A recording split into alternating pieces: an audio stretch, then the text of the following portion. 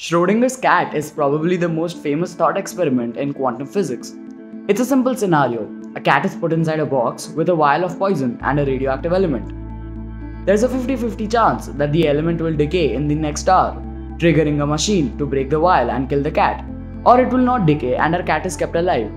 Now, quantum weirdness makes the description of this experiment very interesting. In the quantum realm, particles don't have a defined position, but instead they exist in a probability wave, varying levels that maybe you'll find the particle here or maybe here. It's not until the particle is observed that it chooses a state to be in. The same applies for radioactive decay. Until observed, it's in a superposition of decaying and not decaying. This ultimately puts the cat in a superposition of being dead and alive until observed. Of course, Schrödinger wasn't actually proposing the idea of a cat being dead and alive at the same time, but he instead wanted to pose the question of how much quantum mechanics can influence the macroscopic world. Basically, where's the boundary between probabilistic quantum mechanics and well-defined classical mechanics? Anyways, coming back to the cat, what if he wanted to save it instead of leaving its fate to chance? I'll show you exactly how to do that. Here are the two states of the radioactive atom, and here is the wave function, the probability wave. You see, it doesn't just instantaneously change. The wave function takes a few microseconds to evolve to the decayed state. Now remember, upon observation, the wave function collapses.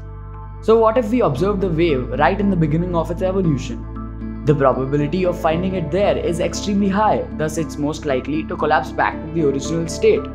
It starts evolving again, and you again measure it, kind of resetting the clock. The faster you keep doing this, it gets more and more likely that the wave collapses to the original state, effectively freezing it there. This is the quantum Zeno effect, a paradox where we exploit quantum properties and perturb the wave function the way we want it. Now, this has more implications than just saving a cat. The quantum Zeno effect applies to any quantum transition between two probabilistic states.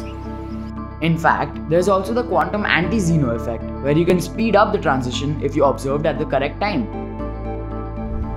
The fact that we can control quantum dynamics only by observation is more powerful than you can imagine. But now this questions the very core of quantum mechanics. What exactly is a measurement or an observation? Scientists have argued that it's not the act of measurement, but the fact that you're interacting with the system that causes this effect. Either way, if a scientist kidnaps your cat for a crazy dead and alive experiment, you know what to do.